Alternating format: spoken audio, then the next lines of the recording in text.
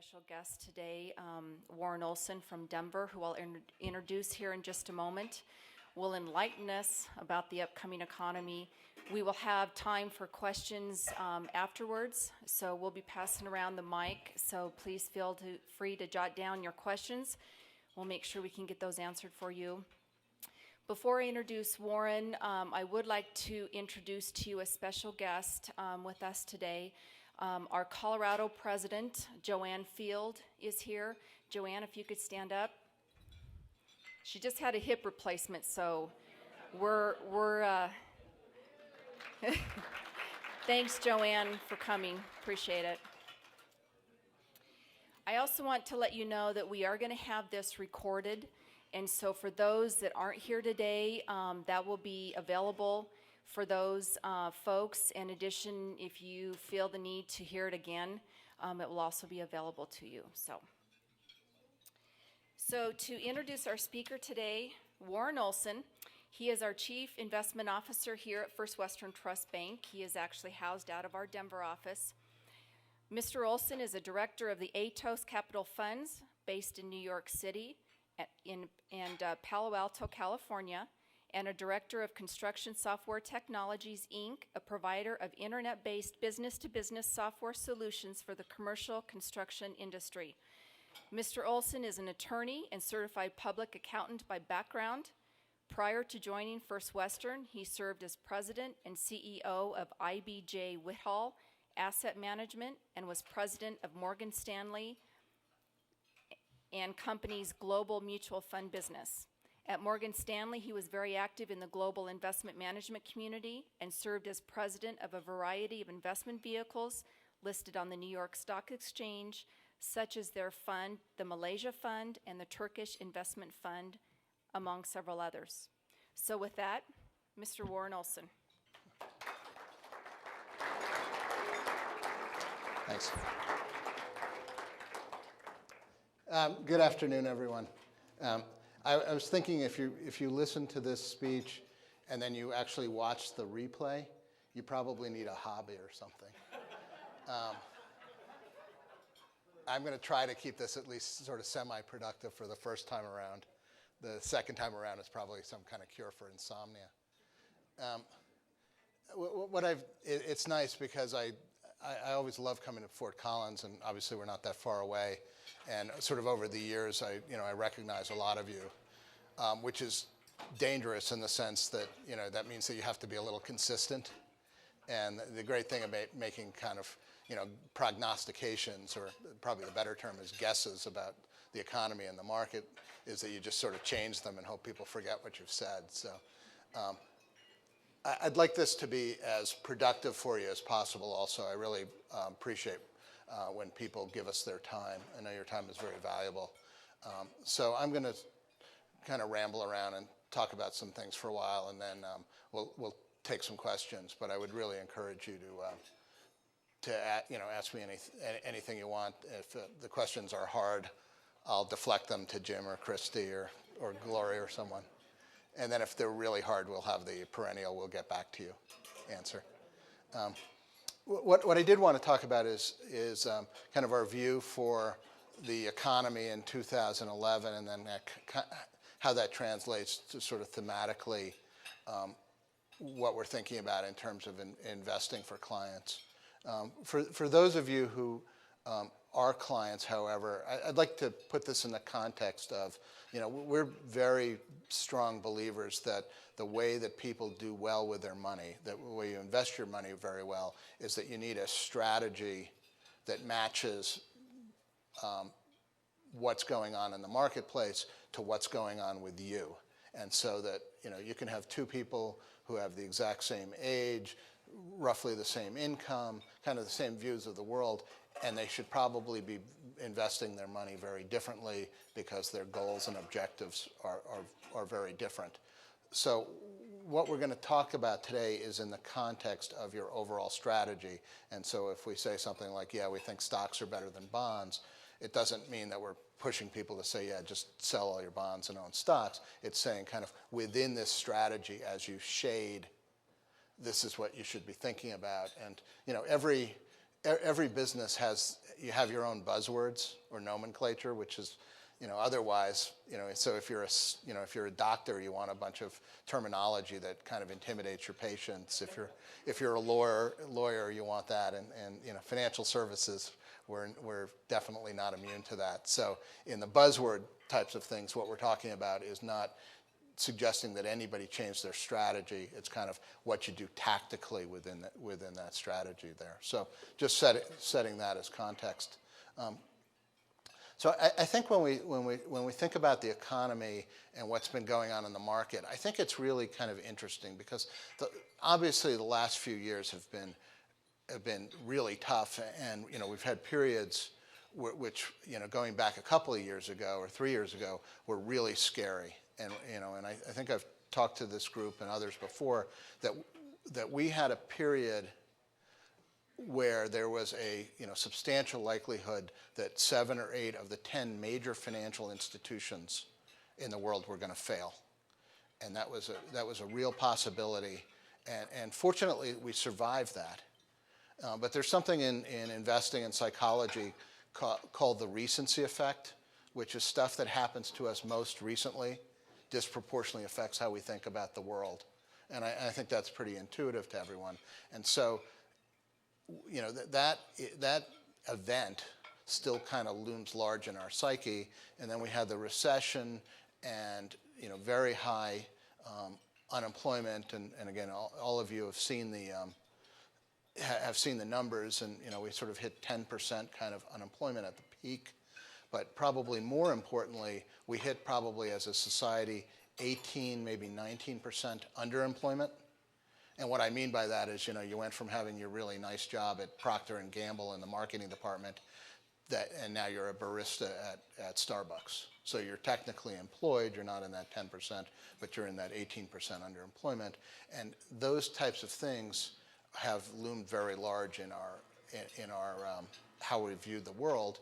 And so if you asked anybody about 2010, for example, and how things went, you probably wouldn't get a very bullish response to it.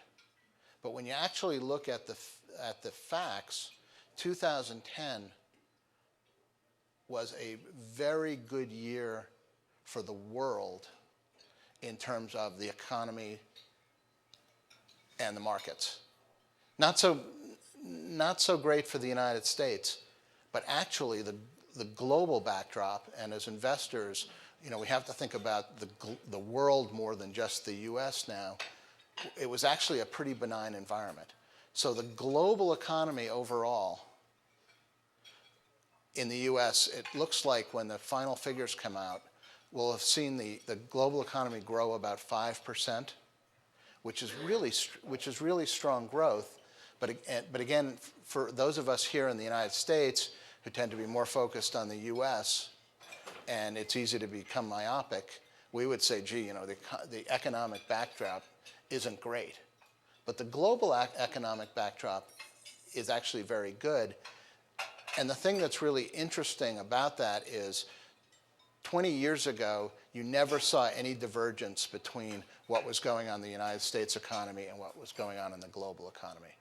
So if things in the United States were good, overall things in the globe were good. If they were bad, things were bad, and it was just a question of degree, because our economy was so large in relation to the rest of the world that we dominated.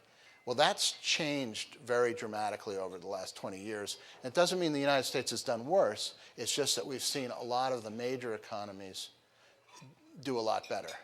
And so if you think just in terms of context and kind of raw numbers, the United States economy is about $15 trillion a year, measured, your gross domestic product. That's probably off by 100 billion or so, but what's 100 billion among friends? But just for context's sake, think in terms of $15 trillion. The European economy, the European Union, is about the same size, roughly $15 trillion. But then when you drop below that, the next biggest economy is now China. China is now about a $5 trillion economy. So again, a lot smaller than we are at the third. But in economic terms and how investments get affected, actually what happens at the margin tends to be more important than what's going on overall. And so if you look at the margin, for example, if the United States is a $15 trillion economy and we grow 3%, and our baseline growth at this point is about 3.5%. That's kind of average. You don't have a lot of average years, but it's above or below that. And again, that's a little bit of the law of large numbers. It's hard for us to grow a lot more than that. But so if we're a $15 trillion economy and we're growing 3%, that means we're creating $450 billion a year in new economic activity. The Chinese economy probably grew, and again, it's tougher to measure, and so people tend to round it out at about 10%. I actually think last year they probably grew at about 12%. So at the margin, the Chinese economy is creating $600 billion of new economic activity and wealth. We're creating, we didn't do 3% last year. We did about 2.5%. But just for quick math, because it would take me a while to figure out 2.5% of 15. It's easier for me to figure out 3% of 15. But the point is, if China probably created $600 billion of new wealth, and we only created $400 billion. And if you do believe that what happens at the margin is the most important thing, we are not the most important economy on the planet anymore. So as opposed to 20 years ago where we completely dominated and all you had to do was focus on the US, you can make the argument that the Chinese economy is either more important or probably the better way to look at it as important as the US. And the reason, again, that I'm mentioning that is I think a lot of investors have not really caught on to that yet. And so when they view kind of what's going on from a macro standpoint, their view is, yeah, things are still pretty lousy because the US is struggling. But the backdrop is actually that things, again, on a global basis, are not so lousy. In fact, they're actually pretty good. And as I mentioned, the US probably grew 2.5% in 2010, while the world grew 5%. In 2011, it should be interesting because actually, I think the global economy is going to slow down slightly, not dramatically, but slightly, and the US economy is going to get better. Again, not dramatically, but more than slightly, kind of reasonably. And we'll talk more specifically about the US economy, but the biggest reason for the slight slowdown is, interestingly, China. And so if China grew 12% last year, they'll probably grow 9 or 10% this year. And the reason there, and again, some of you read the international economic, whether you read the Financial Times or The Economist or things like that, you're starting to see signs of overheating in China. And so you see these anecdotal things where apartments in Shanghai are selling for ridiculous amounts of money, or beachfront property in southern China is getting silly, or banks are making kind of silly loans. The Chinese economy is really interesting, and without getting into a big sort of social debate, what's really interesting about China is it's not a democracy. And so from a long-term sustainable standpoint, I believe, even from an economic standpoint, democracies tend to win and they do better. But in the short term, your ability to control the economy is obviously much stronger if you're not a democracy. And China, although that's a very high-risk model because it's kind of dependent upon the people that are running it right then, and the ability to replace them is tougher. China actually has people running their economy who, from all intents and purposes, are really good at it. And so they have the ability to sort of turn up and down the volume of their economy. And so what they're going to do, I think, in 2011 is they're going to turn it down slightly to try to get rid of some of the excesses. And that's why you're going to see growth go from maybe 5% to, again, I'm talking pretty marginally, so maybe 4.7 or 4.8% on a global basis. And again, Chinese growth maybe go from 12 to 9%. Still pretty spectacular growth. And then the other big engine of growth on a global basis are some of the other big emerging market countries. And it's interesting because they used to refer to the big four as the BRICS: Brazil, Russia, India, and China. Well, China has gotten so big it's graduated the BRICS, so it's now just China. And so now there is now the BRIMS, which is Brazil, Russia, India, and Mexico. And again, those economies are probably going to grow 7% or so. So we're seeing really strong growth out of the emerging markets. I'm not going to speak a lot about Europe because that you can get off into a big diatribe, but basically Europe, the UK, and Japan are going to be flat. And then the United States, as I mentioned, we think will probably get slightly better at the margin and grow from maybe 2.5 to 3.5% growth. And just to give you some context, my sort of guess as to 3.5% growth, which should make you nervous, is kind of the consensus view. And that makes me nervous because generally the consensus is wrong. And the consensus at 3.5% has gotten really strong. And it's not just a bunch of economists on TV who make a living guessing at this stuff and then go off and don't really have anything at risk. If you look at the bond market, what the bond market is telling you, and there's a way to sort of calculate that versus what long-term rates are, and then the steepness of the yield curve. And the yield curve is just simply measuring the difference between long rates and short rates and graphing it. The implied economic growth for this year is 3.5%. Based on the bond market, and that's a pretty good predictor. So what's driving this this economy getting better? And we see two basic factors. We see what's going on with consumers, and then we see what's going on with corporations. And so let me talk about consumers, all of us, first. And again, just to give you context, the figure that gets tossed around is that the consumer drives about 70% of the U.S. economy. Here, I think we're seeing a couple of factors. One is, although unemployment is not coming down very quickly, it's not going up. And well, that sounds like sort of a trite statement. From an economic standpoint, again, I'm just talking economics, I'm not talking social things. It's miserable to be in the 10%, and I'm just rounding, it's kind of 9.5, and sorry, that's getting contagious with you coughing there. The 90% of us who are employed are who drive the economy. But what's important with unemployment is how we behave if we're employed.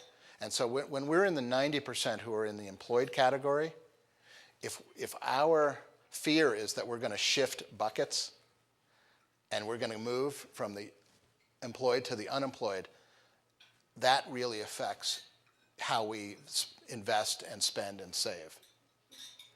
Because again, if you think that there's a substantial likelihood in the next 3 months that you're going to be unemployed, you were like, okay, that washing machine can rattle alone. We'll defer vacations and things like that. But that's shifting. And so most people are starting to feel like unemployment has at least bottomed. It's not getting worse, and it's probably getting a little bit better than marginally. And that affects how people spend and behave. The other thing is, and I mentioned this sort of recency effect from the fear of the meltdown. When we had the financial meltdown, we as a society went from an unsustainable savings rate, which was actually probably zero or negative, where we were spending more than we had, to a savings rate that hit double digits, which again, if you talk to my dad who's 93 years old and remembers the Depression and all of that, will tell you you probably should save more than that. But to shift very quickly from basically not saving to saving more than 10% obviously slows up how money flows and what gets spent, and it's tough on the economy. Now we're back to something that's probably closer structurally to where we need to be, which is 5-6% savings. And again, maybe over time you take that up, but we're at a rate where people are kind of feeling comfortable that they're saving enough. Again, and I'm not talking about any individual, but on a macro level, we've delevered our balance sheets either because we've been forced to or we've done it. And so there's starting to see some capacity to spend money, starting to see more confidence in our ability to stay employed. And at the end of the day, employment is the biggest driver of how we spend our money.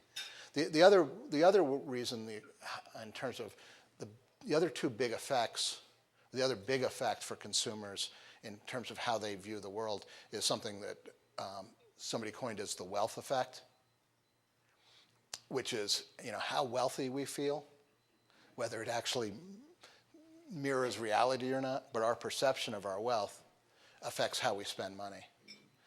The two big assets for all of us are our savings, which are either in the stock market, in bonds, and our 401k, mutual funds, and then our equity in our homes.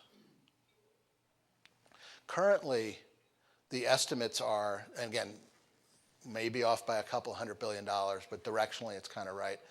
We all collectively, in the U.S., not this room, this would be the world's most spectacular room, have about $13 trillion in savings and 401ks and things like that.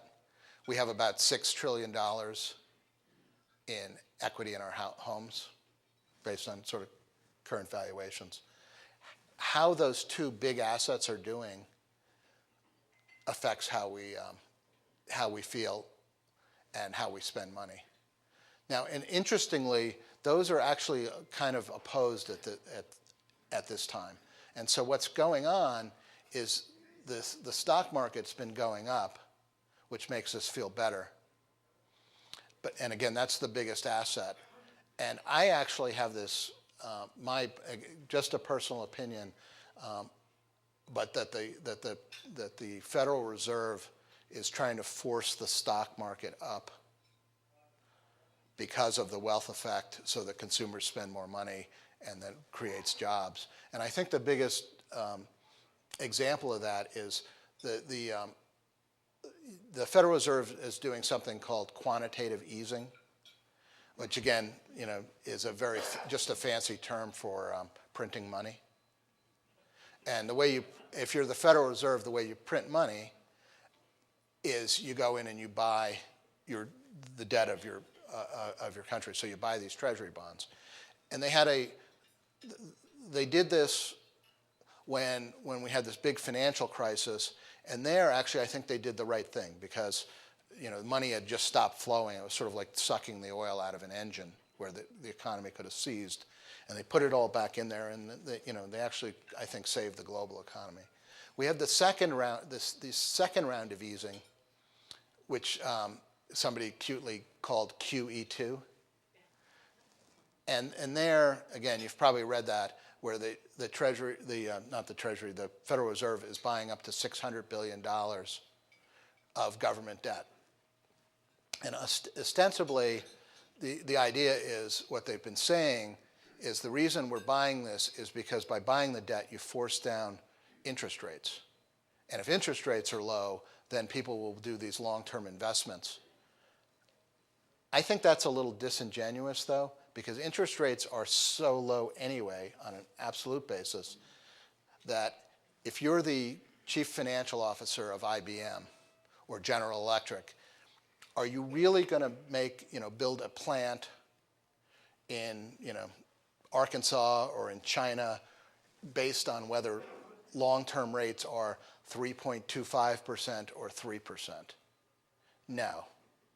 that's not really going to change the calculus. You're going to do that. Rates are so low that you're going to make those decisions based on productivity, and your view is that, money's pretty cheap already. What I think the Federal Reserve is doing is they're saying, okay, we want to make long-term bonds look really unattractive to investors, because then money will flow into the stock market. The price of equities will go up. That's the big asset for us all, and then we'll feel better and we'll spend more money. And I think the Fed is very concerned about trying to force unemployment down and make sure that deflation is not a risk for us. And so it has been working. The stock market's going up. People are feeling a little bit better. If you maybe open your 401k statement as opposed to, just toss it on the side there and not open it. Now, countervailing against that is I continue to be pretty bearish on the price of our homes. And that doesn't mean anybody's house in here. I have no knowledge about any local markets. I'm just talking about the United States overall. And kind of looking at the statistics and thinking about it, my guess is that probably housing prices on an overall basis, again, it doesn't mean any one individual's house, but on an overall basis, housing prices probably have to come down another 10-ish%. And there, I think, statistically, if you look at it, there's this great index which is really well done, as opposed to like the National Association of Real Estate Brokers. And again, no offense to anybody here who's a broker, but do you really think that an association of brokers want to be telling people that the price of their house is going down? But there's this organization called Case-Shiller, and they publish an index, and they look at it, and they look at the 20 major markets around the United States. And in October, all 20 markets were down month over month. On a yearly basis, so October 2009 to October 2010, 16 of the 20 major markets were down. Interestingly, the markets that weren't down were the three big California markets, San Diego, LA, and San Francisco, that had just gotten so clobbered that they'd come up. And then the fourth market, which is interesting, and shows that if you have a tough recession, what you want to do is work for the federal government. The fourth market was Washington, D.C. that's held up. So you've got this trend where you still have markets going down. Inventories, nobody's exactly sure what the real inventory number is, but the published inventory number is that there is 10.5 months worth of inventory around the country for sale. And the reason I say you don't know what your real inventory number is there's a big shadow inventory. And that really comes from two places. One is the slowdown in foreclosures, and then second are people, who, you might want to buy a bigger house or move closer to your kid's school, but you look at the neighborhood and you're like, oh my gosh, there's so many houses for sale that it's just not smart to put my house on now. So, the real inventory is probably there's over a year's worth of inventory there, and that always portends prices going down. The other thing that's happened is, housing, mortgages, foreclosure is a very big political and societal issue for us. And markets need to hit a bottom to go up. And the federal government has not let housing hit a natural bottom. And they've tried to mess with it a little bit. We had that first-time buyer's credit, which basically just kind of pulled demand forward. Again, they've tried to slow up foreclosures. They've screwed around with interest rates. So it's very hard for things to find a natural bottom. And that's always dangerous and says that markets shouldn't go up. Nationally, 1 out of 6 of us are underwater, so our mortgage is higher than our value. Again, huge numbers. And then if you look at certain pockets in the country, much, much worse. In Arizona and Nevada, for example, in Nevada, half of all the homeowners owe 125% or more of the value of their home. In Arizona, it's a third. I mean, huge numbers there. And again, in terms of economic stuff, the one word that I hate the most is unprecedented. and you see it constantly. But the one thing that we may see in home ownership that may be unprecedented in the history of home ownership is strategic defaults.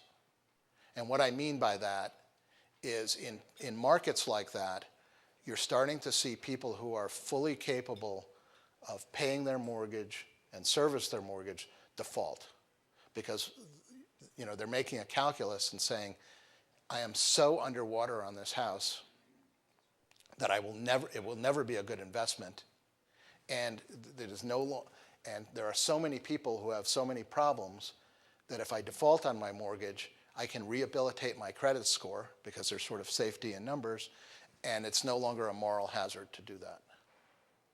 And again, this is all anecdotal, but you're seeing that, and you're seeing it cross-generational. So you're seeing people who are well into retirement age do that, and you're seeing people who were speculating on houses and they're in their 20s to do that. And the question is how much that picks up. So all in all, I think that there's a lot of risk to housing. And then the other thing too is housing's at a level where interest rates are pretty low. Well, we all know what happens to the price of houses when interest rates go up. And although we don't think that interest rates are going up in 2011, at some point interest rates are going up. And that means the price of houses have to come down, because most of us still look at when we buy a house in terms of, okay, what's the monthly?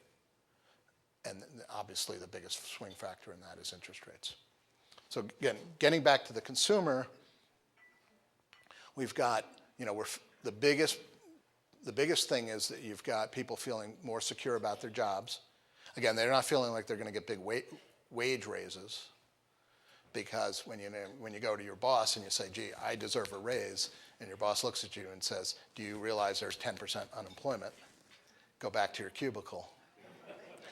It's hard, you don't have a lot of pricing power, but you are feeling like you're not going to switch buckets and in the 10%. You're feeling better about your largest asset, and again, on an overall basis, which is your stocks, bonds, mutual fund, 401k. But that's dampened because you're nervous about the price of your house. Now, there's a very smart economist out there, a guy named Mark Zandi, who's kind of a high-profile guy who testifies before Congress, and he is the economist for something called moody'seconomy.com. Mark estimates that consumer spending goes down a nickel for every dollar in value that the house prices go down. Now, I have no idea whether he made that up on a way to do an interview, or whether he's got this econometrics model that's thousands of code line longs. But I think there's probably some validity to that. So in terms of the consumer, I think you've got consumers feeling better, a little bit more confident, but not wildly confident. And then the other thing that you can never underestimate for the U.S. is our boredom factor. And what I mean by that is, I think, again, our strengths and weaknesses, I think as a people we're amazingly optimistic, and we hate not doing stuff. And so at some point you're like, gee, I haven't taken a vacation in 3 years.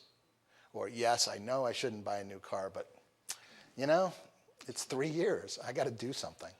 And so over time, that's a real factor. So we think the consumer is getting better. We think consumer spending will be good.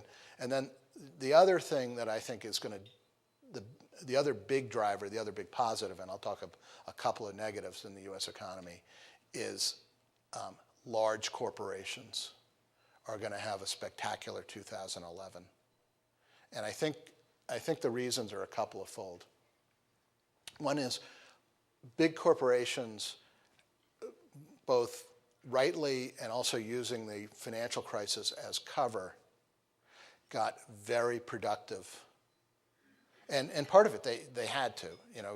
You're facing kind of this global meltdown. You didn't know whether, people were talking about possibility of a recession. But companies got themselves very efficient, and they got their cost structures very much in line. And the biggest way you do that, very candidly, almost whatever big business you run, but if you're running a big business, is you take people out of the equation. That's, for those of you in this room who are CEOs or CFOs or sit on boards, you're the same as everybody else, right? You go to church, you go to your club, you go shopping, you go out to dinner with your spouse. It's really hard to show up on church on Sunday and say, hey, we just hit record earnings, and it's going to get better because I just fired 75,000 people, and you two thumbs up. When you have a tough economy, people are like, yeah, we know these are tough decisions. And I don't want to be glib about this. I mean, these affect real people. But when you think about the psychology, they were able, in that environment, to say, yeah, we can really right-size here. And so we have probably never seen big corporate America as efficient as it is today, and which means that kind of every marginal improvement is really dropping to the bottom line. And companies, again, because of this recency effect of being really scared, have not done a lot of big investing yet. And so they have a tremendous amount of cash on their balance sheets. And we're in this really interesting period where there's a big dichotomy between what I call big companies and small companies in terms of cost of capital.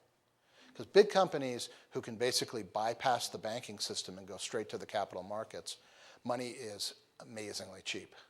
So you're seeing companies issue long-term bonds for very low rates. Small companies, it's tough because it doesn't matter what the rate is if your local bank isn't lending to you.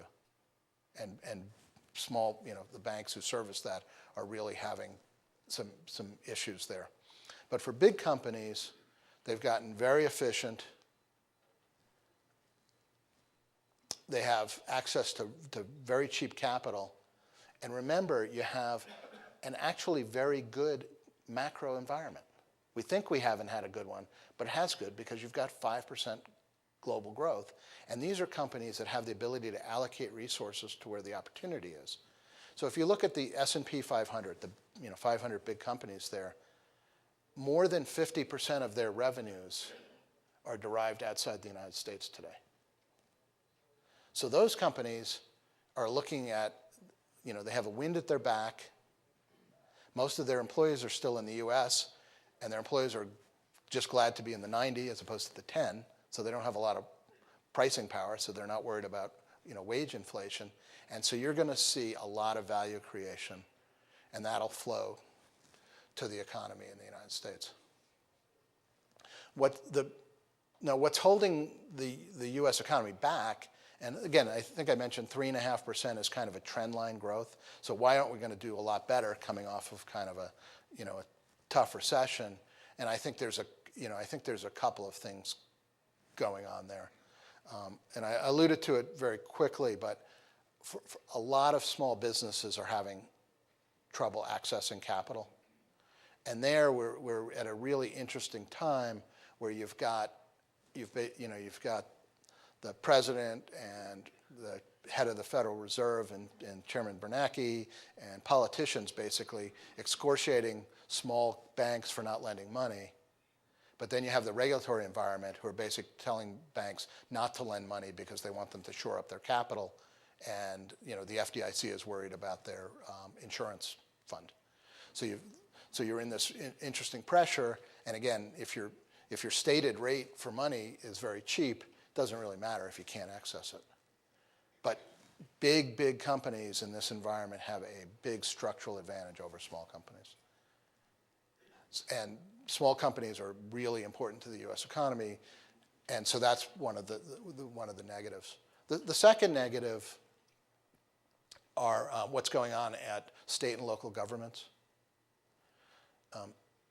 In terms of state government, every state government, absent Vermont, is now required to run a balanced budget. And again, without, maybe I can sort of offend everybody. I'm going to hit real estate brokers. Without offending anybody who's in the state government, sometimes the definition of balanced is not the way you may balance your household budget. But it's roughly balanced. And again, state governments, being democracies and having lots of constituents, don't have the ability to act as quickly as corporations do. So we're still seeing this kind of the after effects of states and local governments trying to get their act together and balance their budgets. Now, I think in terms of revenues, we've hit the bottom and revenues are increasing for state governments, but they haven't fully gotten their cost structures in line. And so like our new governor, I think, is going to have to make some tough choices there. And so that's going to dampen economic activity. The other thing that it'll do is, although federal income taxes are not increasing for us, and everybody thought that they would be, and that's been kind of a plus, I think state and local taxes are going to keep increasing. And state and local taxes have this amazing ability to sort of nickel and dime us in terms of increasing taxes. So when you go to get your, when I go to get my new fishing license this year, I'm not going to be surprised when it goes up, right? That's a tax, and so they're going to push through every sort of single tax that we can there, and that'll slow down things a little bit. So I think again, the strong factor is consumers feeling better, primarily because employment is steadied out, feeling wealthier because of their savings, nervous, and probably rightly so because of their housing prices. But all in all, big corporations having a tremendous environment, and again, a great global macro backdrop. And then the other two negatives, state and local governments, a slight, a drag on this.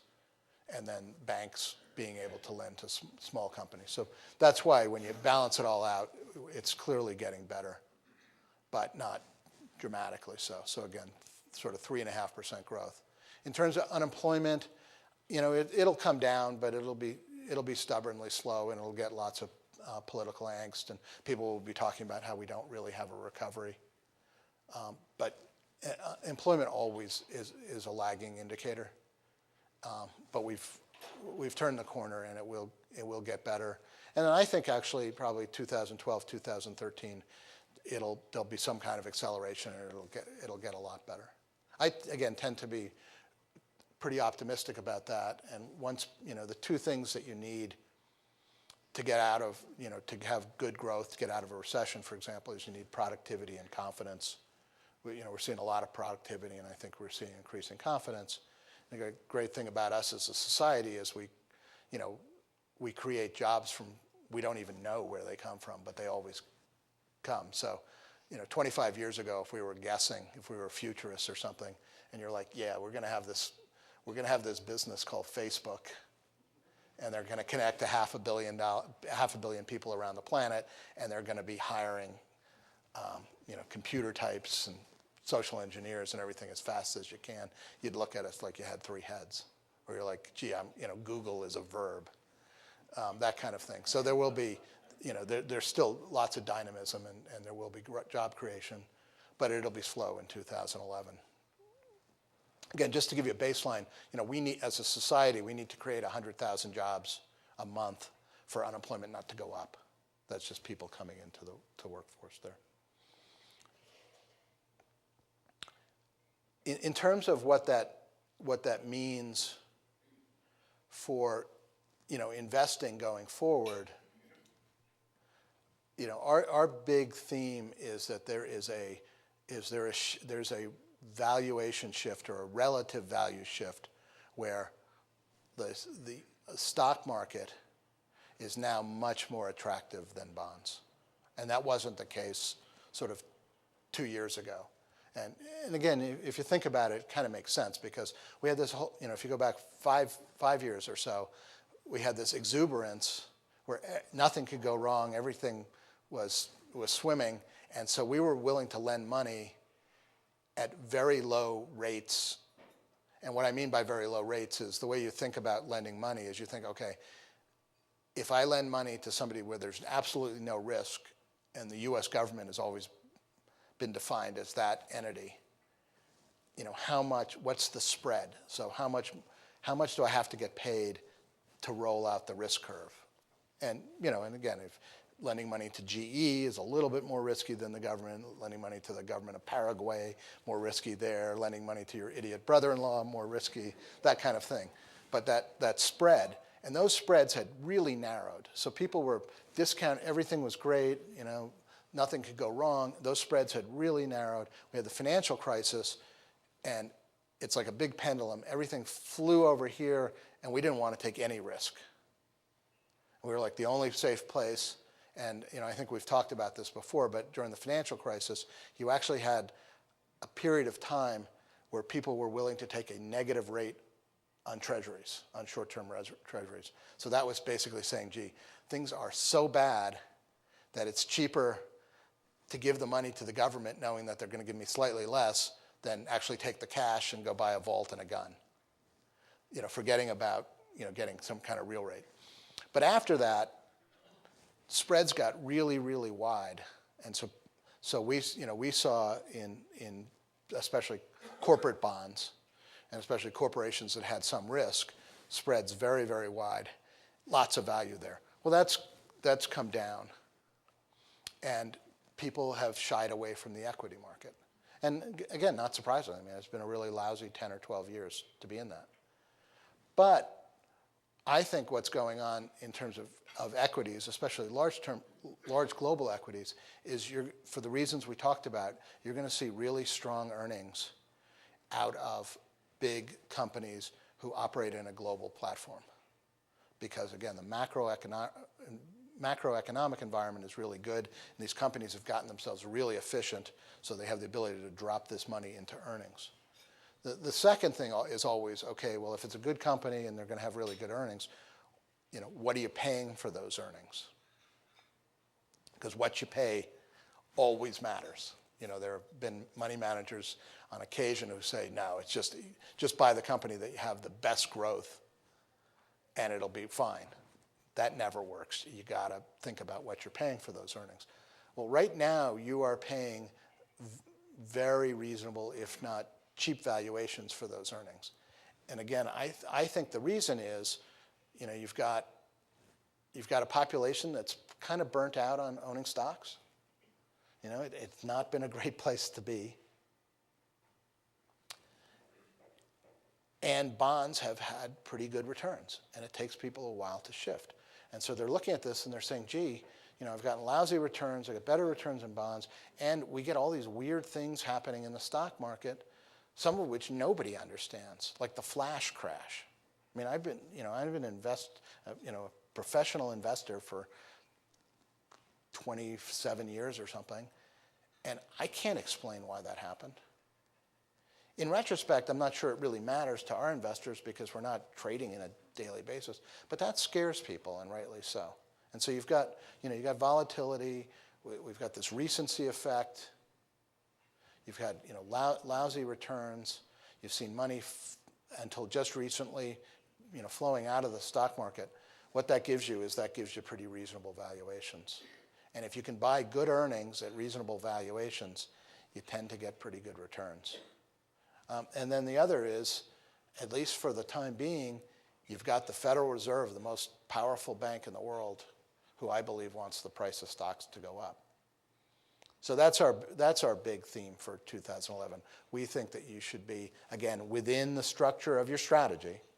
So if your strategy says that you should own between 60 and 75% of your portfolio should be bonds, we're not suggesting that you move out of that strategy range. We're just saying you should be at the short side of that. And if your strategy says, I should be at 55%, between 55 and 75% equities, we think you should be at the top end of that range for exactly that reason. The other big themes we're seeing in investing, and this is a longer term global theme, is for all of our clients, we think that you should have some exposure, and probably in the 5% or so of your assets, maybe 10%, is some exposure to a basket of commodities. And again, that's the idea as the world gets wealthier and lots of people are coming into some version of the middle class and starting to consume, is that there is going to be some kind of major competition for basic commodities like oil, but also but also strategic metals, foodstuffs. And so, we think that you're going to see rise in commodity prices. Now, I haven't talked about kind of what we see for inflation in the U.S. and otherwise. And actually, for inflation, I think you have to divide inflation into two types of inflation. There's commodity inflation, and then there's kind of standard inflation. And what I mean by that is commodity inflation, which is like the price of gasoline going up. And I actually think we might see $5 a gallon gas again this year. Because, if we're right that the global economy is going to continue to be strong, there's higher demand for oil that translates into gas. One of the Goldman Sachs economists, for example, is guessing on $120 a barrel oil. That kind of inflation, though, it acts more like a tax on all of us, as opposed to getting into all of the other things, the price of all the other things going on. The big driver of primary inflation, the kind of inflation that can just cause prices for everything to go up, are wages. And in the short term, for the reasons we talked about, because unemployment's so high, I don't think we're going to see a lot of wage inflation. And so we think that you're not going to see a lot of short-term inflation. You are, however, possibly going to see some commodity inflation.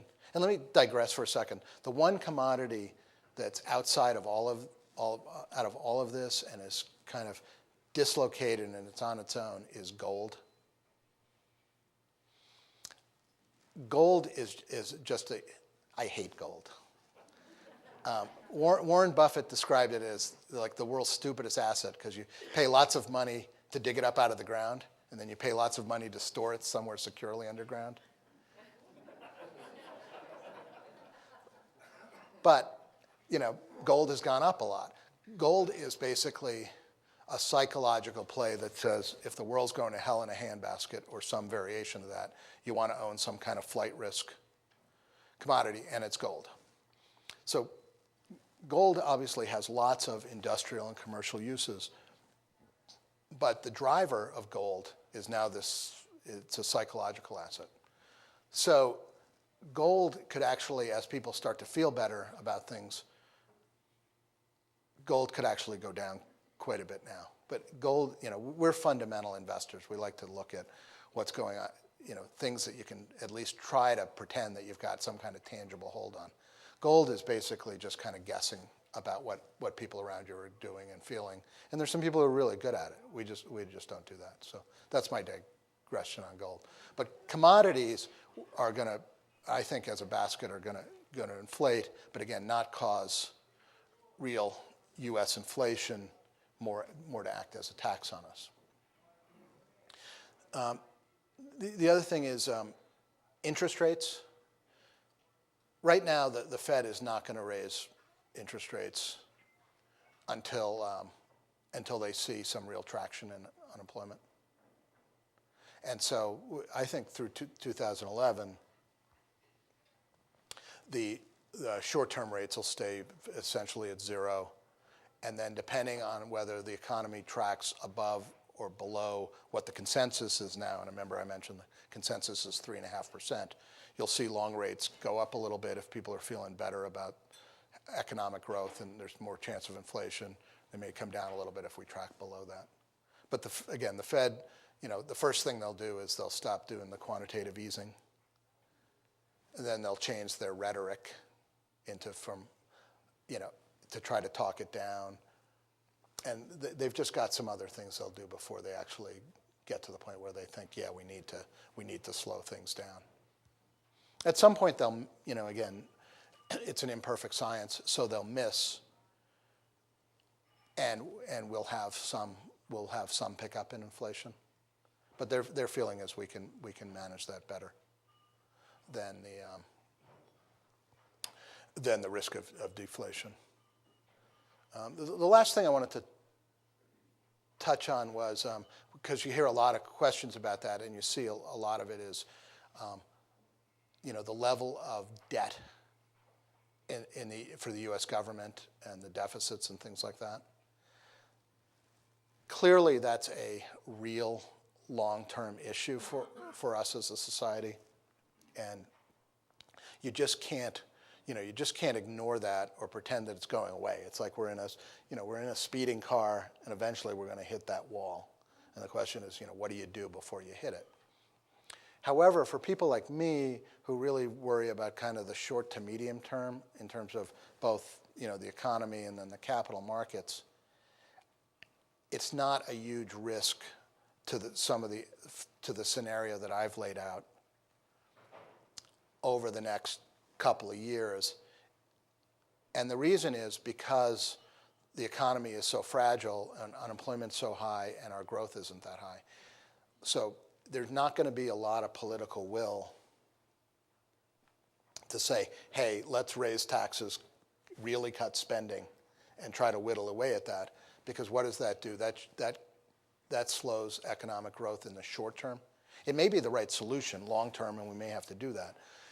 If we were sitting here and we said, gee, unemployment is 4%, and we think the U.S. economy is going to grow at 4.5%, and so we were in a big bull case, I would say, yes, this long-term deficit issue and long-term savings is a much bigger risk because then you can sort of afford to do something.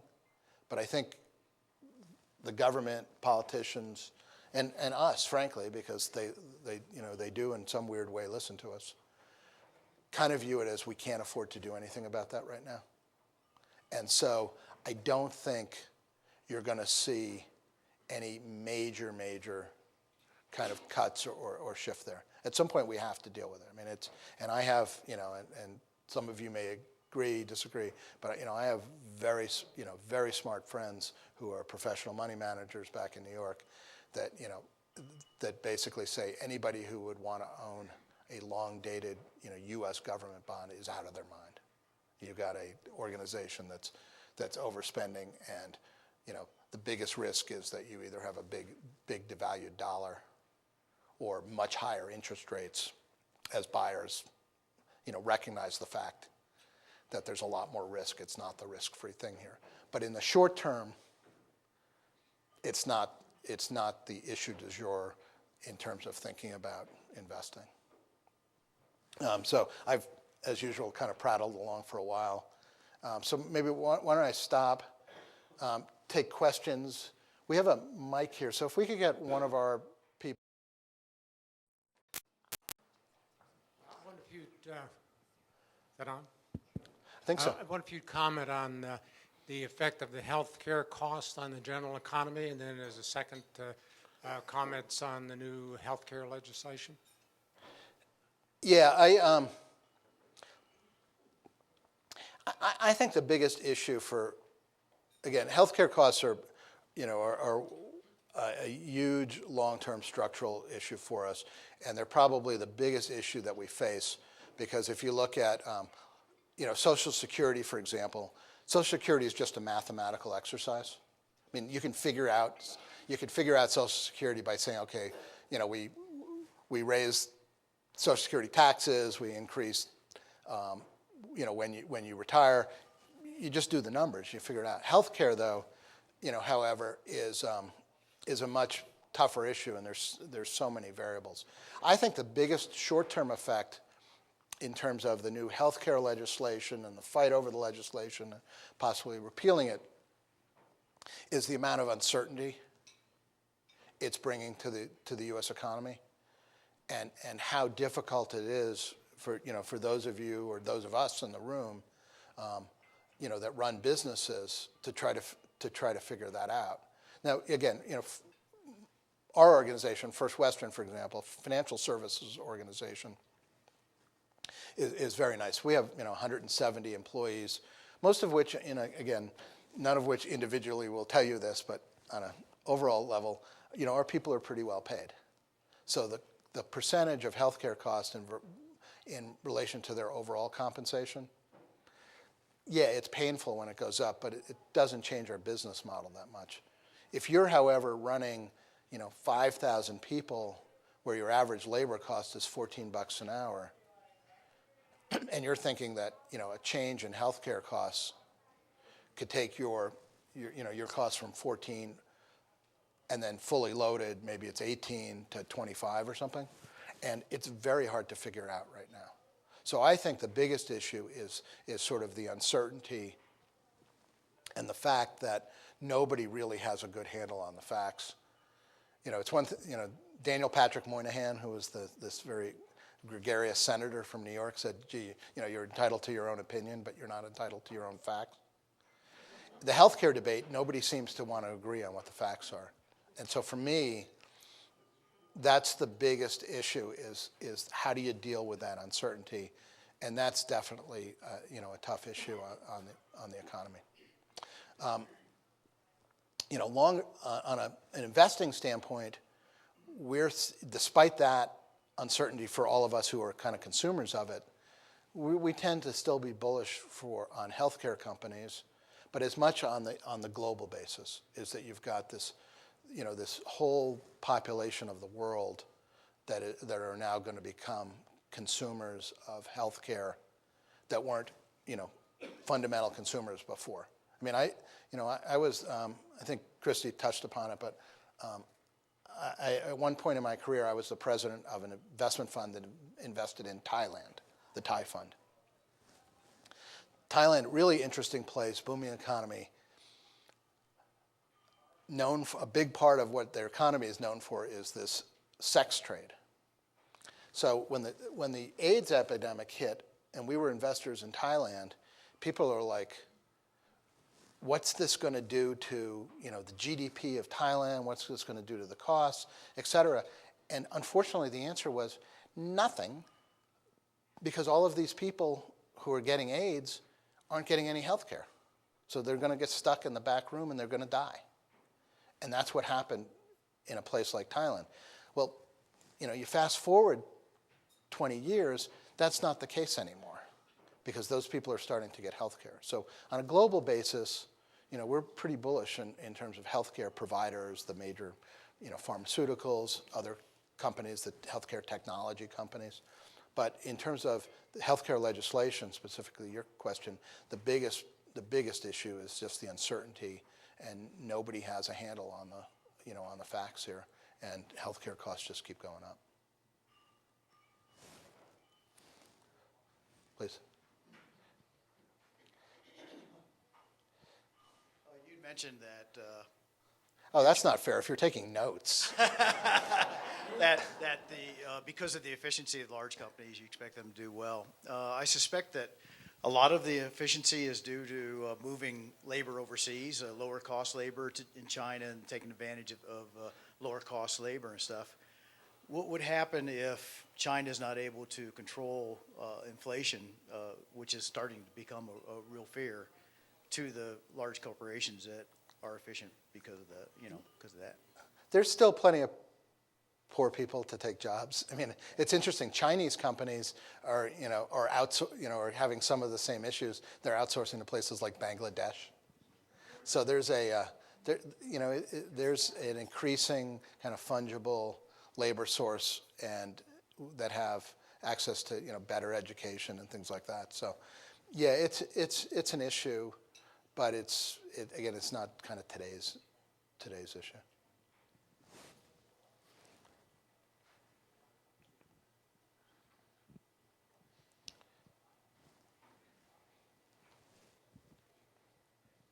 As a side note to the last gentleman's question, there's been a lot of talk about large corporations having a hard time repatriating dollars or overseas funds. Do you see any change in that, and will that affect the outcome of the U.S. government in general? You hear that. To be honest, I don't know a lot about that, and I'm not sure for large corporations that are growing and increasing the amount of revenues that they're deriving outside the United States, whether that's a huge issue or not in terms of their ability to kind of create shareholder value. So it's not something I spent a lot of time on. I mean, I think there's there's probably some bigger kind of social issues in terms of taxes and that. But I think most corporations are pretty efficient in their ability to kind of move money around the globe. And I think the global bond market is actually probably maybe the most efficient financial market in the world, which is one reason that we've never been huge believers that you have to have necessarily a global bond portfolio as opposed to a global stock portfolio. And again, the reason is if the bond market is so efficient, so you're buying some kind of euro bond for a company in Germany, their ability to access capital is around the world, so that what's going on with the euro is effectively netted or added to the interest rate, and it all kind of adds up to the same. But the repatriation thing, to be honest, I don't know a lot about, but my sense is that it hasn't affected any of the big companies' ability to continue to grow and earn.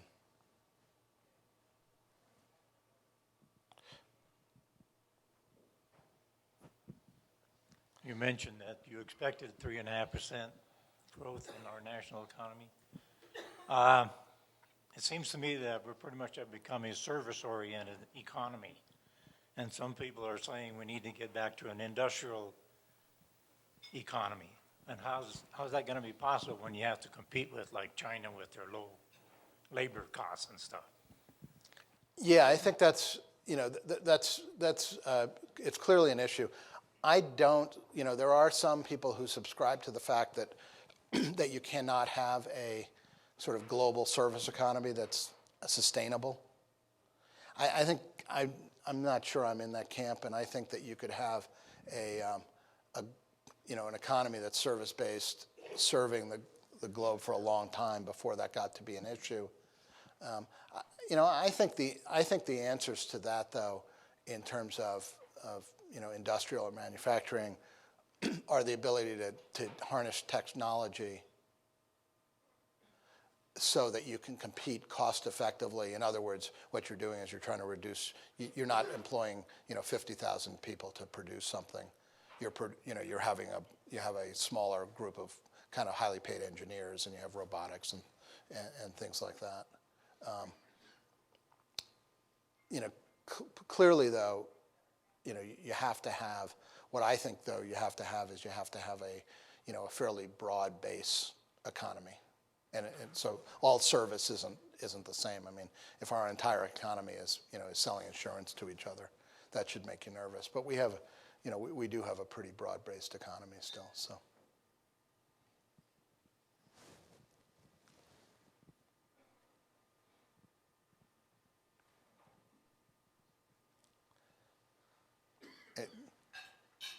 Yeah. How long do you think it would be before the U.S. dollar is no longer the world's reserve currency? Yeah, that's a great question. We didn't really talk about the dollar. I think the right person to ask that question of is the Chinese finance minister. I think they're the ones who are going to determine that. I think we're closer than we think, and I think a lot of people are. A lot of the major governments are moving to thinking about a basket of currencies, and I think maybe one of the precursors of that is that the yuan, the Chinese currency, becomes a real currency as opposed to, that actually floats as opposed to is managed. So I don't know, but I think it's not that far, 5-10 years, where you want to own a basket, and then that should make you a little bit more nervous about the U.S. dollar in the long run. It's interesting. I think the real probably the best way to look at currencies and what's really going on with the dollar is if you look at the price of a barrel of oil and then you take out what the growth is in consumption. Because basically, oil is like the perfect hedge against the dollar. So if there's nothing going on, the people who sell oil, OPEC primarily, they want to know that they're going to get X amount for a barrel. And so if the value of the dollar goes down, the value of a barrel of oil goes up. It's like the perfect hedge there. So we are definitely moving. It's clearly the world's reserve currency now. They just own too many of our treasuries to pull the plug on it. But I would think that if somewhere there's kind of a plan in China to get some diversification there. Right now we have this kind of mutual dependency. But, they use it as a threat. I mean, when Obama was over there, lecturing them about, social issues, they're like, you better be careful. We'll start selling treasuries. Okay, why don't we take one more question, and then you guys have been really patient with your time. And this better not be a hard question, Jim.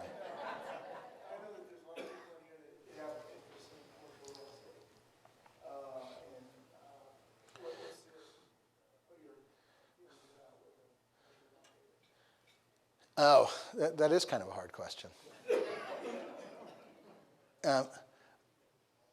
Well, I mean, the short answer is if you look at the best proxy for looking at kind of what's happened to commercial real estate broadly, are looking at the real estate investment trusts, and because there are real estate investment trusts for almost every segment of the market, apartments, hotel leisure, all of that. Over the last 2 years, real estate investment trust REITs representing commercial real estate have had spectacular returns, and they've been up almost 30% in 2010 and 30% in 2009.